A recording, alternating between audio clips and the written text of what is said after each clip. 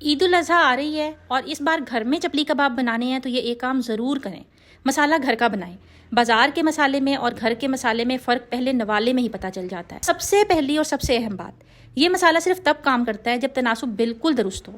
ایک چیز کم یا زیادہ ہوئی تو پورا ذائقہ بدل جاتا ہے۔ تو یہ لکھ لیں، مسالوں کی یہ کوانٹٹی 1 کلو قیمے کے لیے ہے۔ آدھا چائے کا چمچ اناردانے کو بہت باریک باریک آپ نے پیس لینا ہے، ورنہ پھر یہ منہ میں آئے گا۔ لیکن اگر آپ اناردانہ اس میں نہیں ڈالیں گے تو اوتھینٹک ٹیسٹ نہیں آئے گا آپ کو چپلی کباب کا۔ 3 ٹیبل سپون سوکھا ثابت جو دھنیا ہوتا ہے وہ جانا ہے، موٹا موٹا کوٹنا ہے، پاؤڈر نہیں بنانا۔ 1 چائے کا چمچ کالا زیرہ، صرف کوٹنا ہے، پیسنا نہیں ہے۔ آدھا کھانے کا چمچ سفید زیرہ پاؤڈر ڈالنا ہے، یہ ثابت نہیں جائے گا، سفید زیرے کا پاؤڈر جائے گا۔ 2 کھانے کے چمچ کٹی ہوئی سرخ مرچ، آدھا کھانے کا چمچ کالی مرچ پاؤڈر، آدھا چائے کا چمچ اجوائن ضرور ڈالیے گا، یہ ذائقہ بھی دیتی ہے اور ہاضمے میں بھی مدد کرتی ہے۔ اور ان سب چیزوں کو اچھی طرح سے آپ نے مکس کر لینا ہے۔ مسالہ آپ کا تیار ہو گیا ہے، لیکن نمک اس میں ابھی نہیں ڈالنا، نمک اس میں آگے جا کے ڈالیں گے۔ اب آتے ہیں قیمے کی طرف، اور یہاں وہ 3 باتیں ہیں جو بازار والے کرتے ہیں اور گھر میں کوئی نہیں بتاتا۔ پہلی بات یہ ہے کہ پیاز کا پانی۔ 1 کلو قیمے کے لیے 600 گرام پیاز لیں گے، باریک چاپ کر لیں پیاز کو، پیسٹ نہیں بنانی ہے لیکن باریک باریک سا آپ نے اسے چاپ کرنا ہے، اور ایک کپڑے میں ڈال کے آپ نے اچھی طرح سے پیاز کا سارا پانی نکال دینا ہے۔ 600 گرام پیاز تھی ٹوٹل ہمارے پاس، اور جب ہم نے اس کا پانی نکال لیا تھا تو اس کا وزن ہمارے پاس بچا تھا 300 گرام۔ اگر یہ پانی قیمے میں چلا گیا تو کباب کبھی بھی نہیں جڑیں گے، نہ گھر میں اور نہ بازار میں۔ دوسری اہم بات وہ یہ ہے کہ مسلنا، یہ وہ سٹیپ ہے جو سب چھوڑ دیتے ہیں، اور یہی وہ فرق ہے جو بازار کے کباب اور گھر کے کباب میں نظر آتا ہے۔ سب سے پہلے قیمے میں 1 کھانے کا چمچ نمک ڈالیں اور 5 سے 7 منٹ اچھی طرح مسلیں۔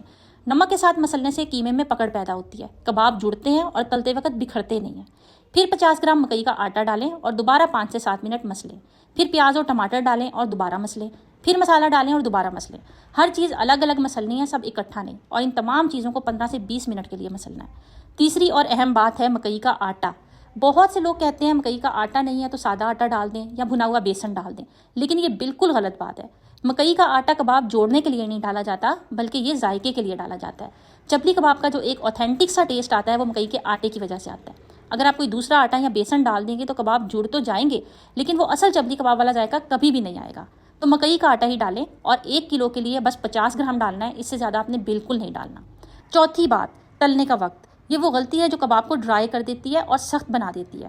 زیادہ تر لوگ سوچتے ہیں کہ زیادہ دیر تک تلیں گے تو کباب اچھے پکیں گے، لیکن ہوتا الٹا ہے۔ جتنی دیر زیادہ اتنا اندر سے خشک ہوتے ہیں۔ صحیح وقت یہ ہے کہ ایک طرف سے 2.5 منٹ پکائیں، پھر اسے پلٹیں اور دوسری طرف سے بھی 2.5 منٹ پکائیں۔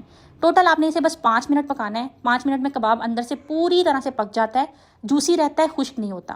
اس سے زیادہ دیں گے تو جوس نکل جاتا ہے اور وہی سخت خشک کباب ملتا ہے جو چبانا مشکل ہو جاتا ہے۔ اور اس ویڈیو کو ابھی اپنے گھر میں اور دوستوں کو بھیجیں جو عید پر چپلی کباب بنانے والا ہو، اور کمنٹ میں بتائیں کہ آپ کے کباب پہلے کیوں بگڑتے تھے۔